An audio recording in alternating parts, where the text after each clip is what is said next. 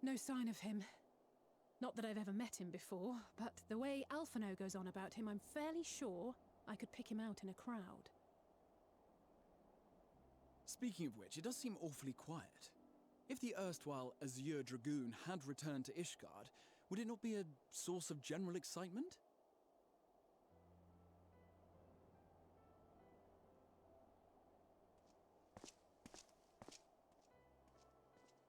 First the Scion's Coinkeeper, and now you.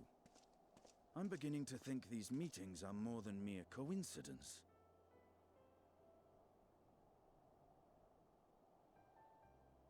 Not that I'm complaining. It's been too long. Too long? You look an ilm taller and twice as rugged. It suits you, Alphino.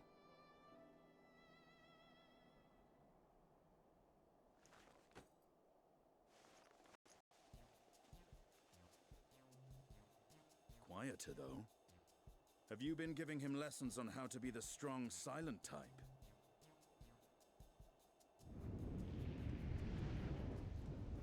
I am not Alphino!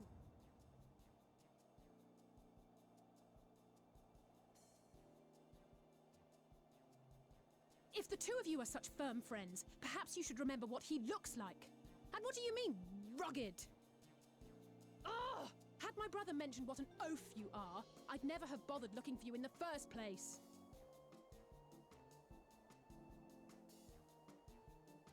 Estinian Wormblood, the Azure Dragoon. He who fought and felled the dread worm Nidhogg at the Warrior of Light's side. To think the day would come when I should see this living legend with my own eyes. Would someone mind explaining what is going on? Is everything all right? I thought I heard Alize shouting.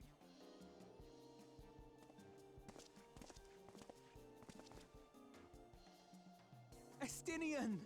It's been too long.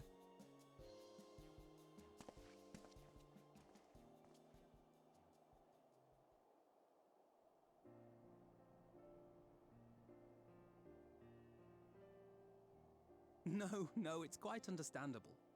That was hardly the first time we've been confused for one another. Nor, I suspect, will it be the last.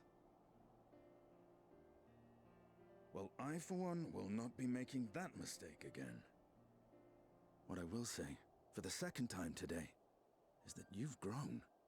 Inside and out. I can tell. One can't remain a spoiled little lordling forever, you know.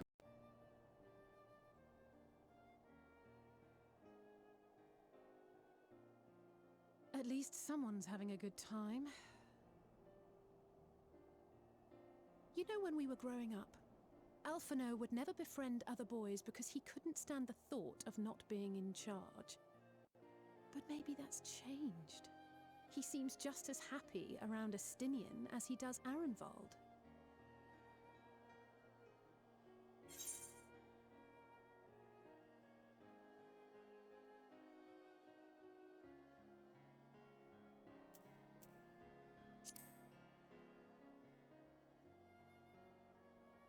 I wouldn't be so sure. He still loves nothing better than the sound of his own voice.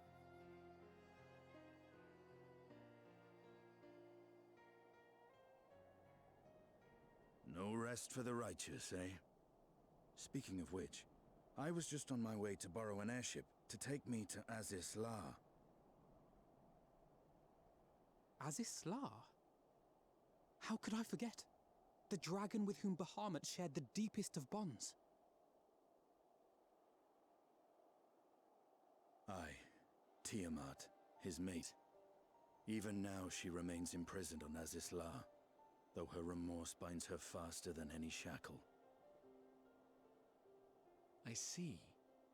As the one who first summoned Bahamut, you believe she may be able to shine some light on his latest incarnation. Might I suggest that we make the journey to Azisla together? I'm not sure if Tataru mentioned this, but we Scions have an airship of our own now. I see no reason why not. Assuming your sister can bear the thought of sharing a deck with me. Be my guest.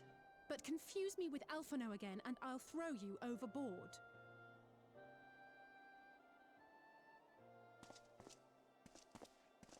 Ugh!